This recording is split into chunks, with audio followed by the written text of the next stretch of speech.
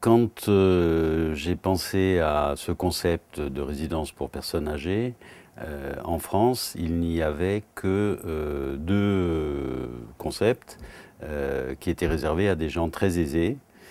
C'était dans les centres-villes, avec le régime de la copropriété. Il fallait être propriétaire, acheter, et il y avait des charges très lourdes.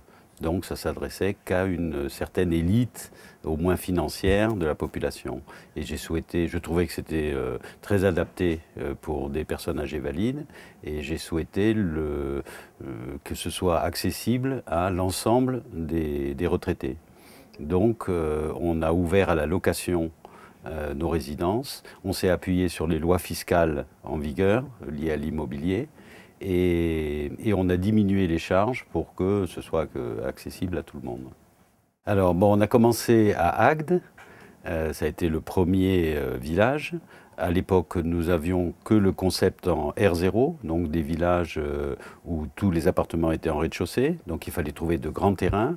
Le principe est d'être toujours dans les centres-villes pour être près des commerces, puisque c'est un des attraits de ces résidences, c'est que nos clients ont souvent abandonné la voiture, et donc il faut qu'ils puissent aller faire leurs courses à pied tous les jours. Donc ça veut dire être en centre-ville, et trouver des terrains d'1 ou 2 hectares en centre-ville, c'est très difficile. Donc par la suite, on est passé au vertical, et on a pu multiplier les projets dans des villes un peu partout en France. Quand ça fonctionne bien, on a envie de le multiplier. Et le concept fait qu'il est accessible à beaucoup de communes, même assez modestes, puisque en prix, ça permet à la plupart des retraités de rentrer dans nos résidences. Donc on n'a pas besoin d'aller dans d'immenses agglomérations où il y a un réservoir important de personnes âgées. Et donc ça nous a permis d'aller à Perpignan, qui est une grande ville, mais on est allé à Lamalou-les-Bains, on est allé dans des communes sur la Côte d'Azur ou en région parisienne ou dans le centre de la France qui sont plus modestes. L'essentiel étant toujours d'être en centre-ville. Donc ce qui nous fait aller dans une commune, c'est souvent l'opportunité du foncier et de trouver un terrain bien placé en ville, où il y ait suffisamment de constructibilité pour qu'on puisse construire entre 80 et 100 appartements. Quand on a démarré, il y a une vingtaine d'années, ce n'était pas dans les mœurs, les résidences seniors. Il y avait les EHPAD, les résidences médicalisées, mais il n'y avait pas de résidence pour personnes âgées valides. Et c'était beaucoup plus difficile à remplir. Et donc, il y avait cet attrait du soleil, et on a plutôt construit dans le sud de la France. À partir du moment où le concept a été bien abouti, on part maintenant du principe que quand on habite Cherbourg, on a envie de passer sa retraite à Cherbourg parce qu'on y a ses amis, ses enfants. Et donc, le fait de s'être bien développé nous permet d'avoir des opportunités foncières. Donc, on va construire à Cherbourg, à Brest, en Bretagne, dans l'est de la France et à peu près partout en France. On a une expansion importante actuellement, puisqu'il y a une forte demande. On peut suivre cette expansion parce qu'on a mis au point le concept et que maintenant il fonctionne bien. On a commis beaucoup d'erreurs au cours de ces 15 ans. On les a corrigées pour la plupart. Ça nous a permis de faire évoluer le concept. Il semble qu'il soit au point puisqu'on a un taux de remplissage national de 98%, donc ce qui est signe d'un succès, que ça fonctionne. Donc on ose le répliquer maintenant. On a une demande, donc on peut suivre cette demande. La société suit parce que plus on a de résidences et plus il est facile en fait de suivre, dans la mesure où on a de plus en plus de moyens. Plus c'est important et plus il semble que ce soit facile. On peut avoir des gens beaucoup plus compétents qui réfléchissent sur le concept, donc qui l'améliorent. Donc là, on a embauché un architecte qui travaille sur les appartements voilà, afin d'améliorer dans les futures résidences et de prendre en compte tout ce que nous demandent nos résidents. Donc c'est plus facile. On a fait des erreurs, il faut en prendre conscience. On a pu corriger la plupart.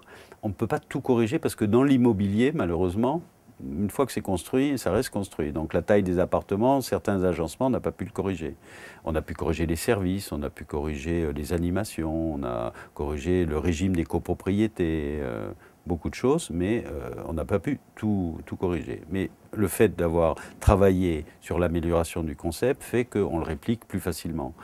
Pour avoir la remontée des informations, on a créé un comité des régisseurs les plus anciens que je réunis une fois par mois et on travaille ensemble sur l'amélioration de ce concept. Donc on a les remontées directes des résidents à travers les régisseurs, on les prend en compte et donc cet architecte qui travaille maintenant pour les Villages d'Or redessine des appartements, redessine en fonction de ces remontées d'informations les nouvelles résidences. La concurrence, c'est vrai qu'on a vu naître de nombreuses sociétés qui se lancent dans le senior, des sociétés de promotion classiques qui viennent dans le senior. Donc en fait, moi j'y vois un intérêt, c'est que tout le monde a communiqué sur la résidence senior et donc ça devient dans les mœurs pour une population vieillissante qui a une étape dans la vie, avant l'EHPAD, de passer quelques années quand on a des difficultés à rester chez soi et d'aller dans des résidences seniors. Quand j'ai démarré, ça n'existait pas. Donc c'était beaucoup plus difficile de remplir. On était les seuls sur le marché français et on n'avait pas les moyens de faire une publicité qui fasse connaître. Donc les gens venaient, quand on ouvrait une résidence, il y avait plutôt un capital sympathie, mais ils mettaient un temps infini à se décider parce que c'était novateur. Donc maintenant, cette concurrence fait que c'est plus dans les mœurs, donc plus facile de développer ce concept de résidence senior. Jusqu'à présent, toutes les sociétés qui existent sur le marché développent une autre forme de concept qui est moins accessible aux personnes retraitées qui ont de petits moyens. Il faut le prendre en compte. Les Villages d'Or a pris en compte au cours de ces 15 années que la population intéressée était des gens qui avaient peu de revenus. Par le jeu des pensions de reversion, il faut savoir qu'il y a un écart d'espérance de vie entre les hommes et les femmes de 7 ans. Et quand on a 75 ans, c'est là où ça se joue. Et donc on a dans l'ensemble de nos résidences 80% de femmes seules, veuves pour la plupart. Et de cette génération, la plupart n'ont pas travaillé en propre. Et donc il faut prendre conscience que leur seul revenu, c'est la pension de reversion de leur mari, qui représente 56% de la pension du mari, qui déjà n'était que 60 ou 65% des revenus. Donc il faut prendre en compte que la plupart de ces retraités ont vraiment peu de revenus. Et Villages d'Or a développé un concept qui soit accessible en diminuant en laissant que les services indispensables. On a des charges de copropriété très accessibles pour cette population. On a créé des villages, donc on vit, hein, j'y vais souvent, je parle avec les gens et j'étudie ça parce que ça va m'arriver et on s'aperçoit qu'en fait on se détache de plein de choses en vieillissant. Donc je peux concevoir qu'on vienne, à condition d'être bien placé dans les centres-villes, qu'on garde son autonomie. C'est plutôt sympa de venir là parce que vous sortez, vous n'avez plus de soucis de ménage, voilà, de quotidien, puisque le régisseur peut vous aider. Et vous faites 200 mètres, vous êtes au commerce, donc vous allez acheter le pain le matin, aller chez le boucher, on a des commerces de proximité, aller au PMU ou j'en sais rien, acheter ses cigarettes. Tous les jours, vous sortez, vous êtes en ville, vous pouvez aller au cinéma, il est en face, là. C'est vrai qu'on n'a pas le droit de faire de ségrégation, mais on est dans un ensemble où il n'y a que des personnes âgées. Et en fait, on n'est pas attractif pour les gens qui ne font pas partie de cette catégorie. C'est-à-dire que quand on est en famille, on n'a pas tellement, on ne souhaite pas rentrer dans une résidence où on ne va croiser que des personnes âgées, payer des charges un peu plus élevées que dans une copropriété classique pour avoir accès à un clubhouse ou à une télésurveillance, pour faire un thé dansant l'après-midi. Voilà. Donc, en fait, la sélection, on a très peu de demandes. Et quand on explique aux gens qui n'ont pas bien compris l'essence de la résidence, ce que c'est, on n'a pas à refuser. En fait, ça se fait naturellement. C'est ce que recherchent les personnes âgées.